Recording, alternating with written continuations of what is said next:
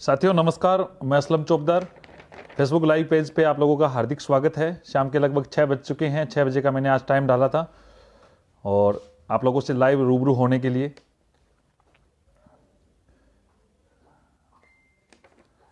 जनवरी का सीजन शुरू हो चुका है। सभी को सबसे पहले नववर्ष की हार्दिक शुभकामनाएं। उम्मीद करता हूं ये नया साल आप सभी लोगों के लिए उमंग और उत्साह से भरा हो और जो चीज़ आज तक आपने अचीव नहीं की है वो इस साल ज़रूर अचीव करें।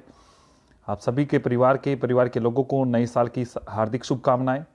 ये और हमारा जो मुद्दा है जो फेसबुक पेज पे आज लाइव रूबरू होने का, वो उत्पन्न राज्य में जो विवाद चल रहा है उसी चीज़ को है, बीएड बीएसटीसी विवाद को। देखो, अच्छी तरीके से एक बार लोग जुड़ जाते हैं, मैं सारी बात रखूंगा। बिल्कुल आप सभी का, लाडू राम जी, महेश जी, सभी का अभिवादन सत्कार, सभी को नववर्ष की हार्दिक शुभकामनाएं। बिल्कुल 2016 साइंस मैथ की भी बैटिंग आएगी और इसके संदर्भ में भी हमारी बातचीत हो चुकी है। आज सीएम साहब ने भी ट्वीट किया है अन्य भर्तियों को लेके भी, इसके बारे में मैं बात रखूंगा। पंचायती राज एलडीसी जो प्रक्रिया अधीन भर्तियां हैं उनके संदर्भ में भी बात रखूंगा। आज जो मेन मुद्दा है वो बीएड बीएसटीसी का जो गजट नोटिफिकेशन में जो लिखा हुआ है उस बात का जो शाब्दिक अर्थ को लेके ही विवाद की जड़ है। और बिल्कुल अशोक जी, सारी बातें मैं रखूंगा। विकास जी बंसीवाल, आप सभी को भी हार्दिक शुभकामनाएं नववर्ष की। विज्ञप्ति तैयार है, लगभग पूरे काम तैयार है। देखो, एक चीज लिखी हुई है जिसको लेके बीएसटीसी धारी बार बार ये कह रहे हैं कि स्पष्ट तौर से उल्लेखित है, बीएड कैंडिडेट्स शुड कंसिडर्ड नाम दे रखा है। जो गूगल ट्रांसलेट करते हैं बच्चे, जो गूगल पे ट्रांसलेट करते हैं तो इसका स्पष्ट तौर से लिखा होगा विचार किया जाना चाहिए, और यहीं से विवाद होना शुरू हो जाता है।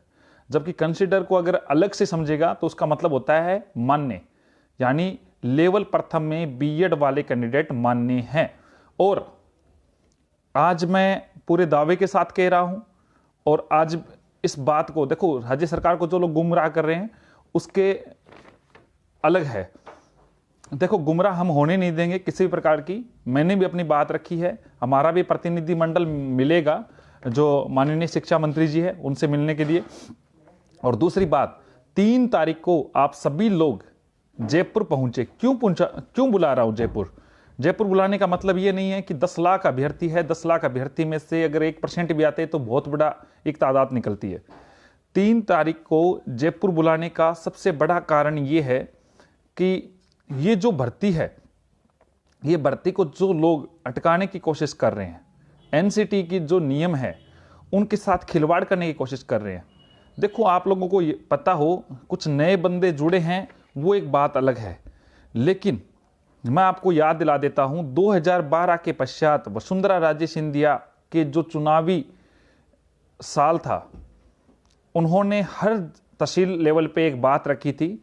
उन्होंने कहा था कि इन्होंने तो आरटेट करवा दिया, फिर पेपर दे रहे हैं, 2-2 पेपर ले रहे हैं, मैं एक ही पेपर करवाऊंगी।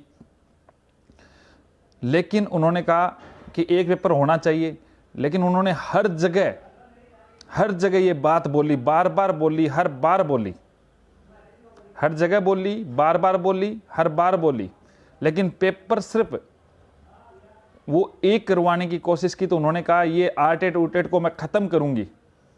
उन्होंने आरटेट का नाम चेंज कर पाए, आरटेट का मतलब रीट कर सकी, नाम तो वही था और काम वही था, सिलेबस वही था, पेपर भी वही था, लेकिन वो उस पात्रता परीक्षा को खत्म नहीं कर पाए, वेटेज उनको जोड़ना पड़ा।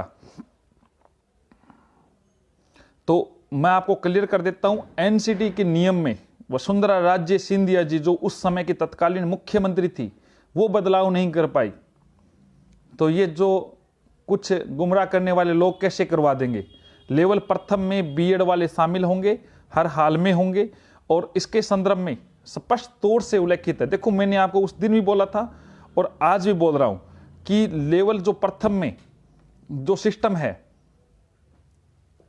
उत्तर प्रदेश का जो आदेश था, उत्तर प्रदेश हाई कोर्ट का जो आदेश था भानु यादव के नाम से, और दूसरा उससे सुप्रीम कोर्ट का जो आदेश है राम शर्मा मौर्य, यानी उसमें पिटिशनर चेंज हुआ था, उन दोनों का आदेश का अगर कोई देखना भी चाहे तो उसका नंबर है 3707/20।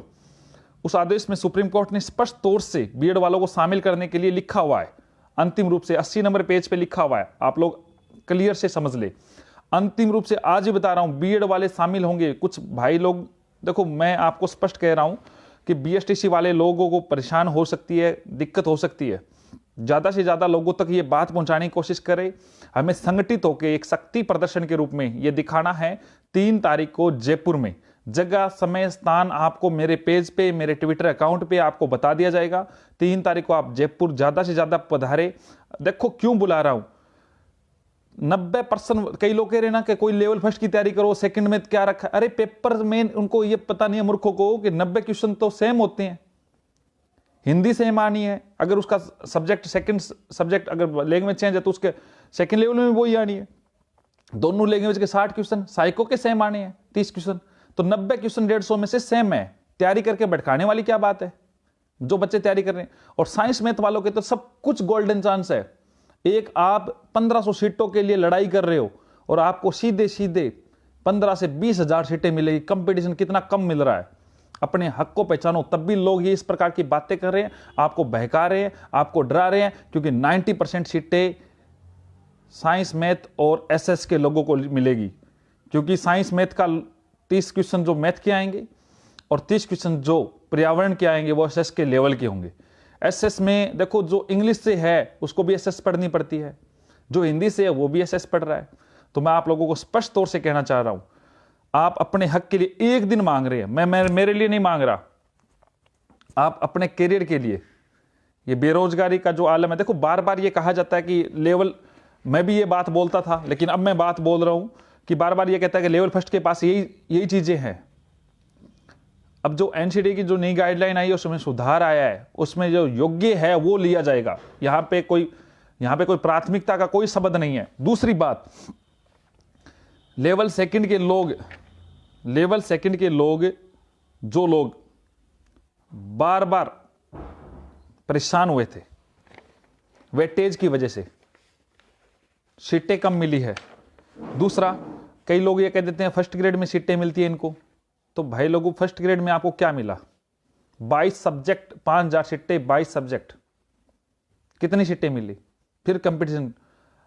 राज्य में 15 लाख बीएड धारी है, 15 लाख बीएड धारी है जो बार बार बेरोजगारी की भावना में तलते जा रहे हैं।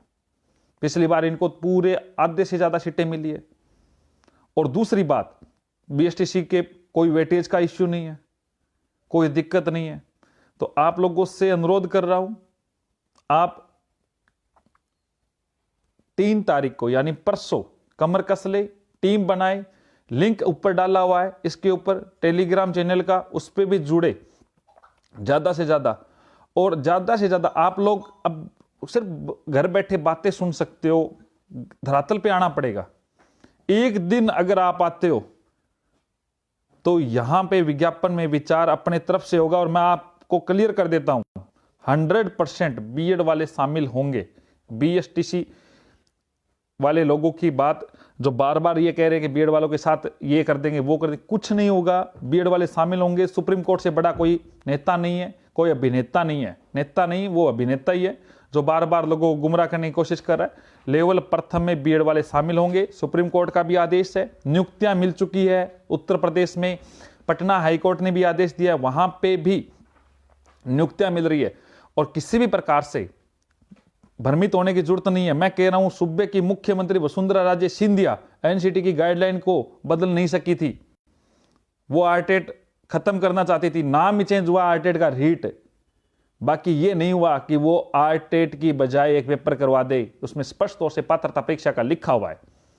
अब पात्रता परीक्षा लेनी पड़ी इनको, इनकी इच्छा नहीं थी 2 पेपर करवाने की। आप पुराने स्टेटमेंट देख लीजिए और जो नए कैंडिडेट्स है वो पुराने वाले से पूछ लीजिए। तो आप लोगों को स्पष्ट तौर से कह रहा हूं, 3 तारीख को जयपुर आए, आपके पद ऑटोमेटिकली बढ़ेंगे, आपका कंपटीशन कम होगा, आपके हक की लड़ाई होगी और आप वहां से कैंडिडेट बन के जीत के जाओगे। बिल्कुल जोर नहीं आएगा। साइंस वालों और एसएस वालों के लिए गोल्डन चांस है। दूसरी बात, समय स्थान मैं आपको बता दूंगा जयपुर में, बाकी ये कन्फर्म है, हमारे पास इतने सबूत है। अगर ये हमारी को शामिल करने के बाद में कोर्ट में जाते हैं तो इनको स्टे भी नहीं मिलेगा। ये जीतना तो बहुत दूर की बात है, इनको स्टे भी नहीं मिलेगा इस विज्ञापन पे। तो किसी भी प्रकार से डरने की जरूरत नहीं है। विज्ञापन युवाओं के हित में है, एनसीटी की गाइडलाइन के हक में है, और शिक्षा मंत्री जी खुद इतने समझदार पढ़े लिखे हैं कि उनको पता है किस प्रकार की एनसीटी की गाइडलाइन पालना की जाती है।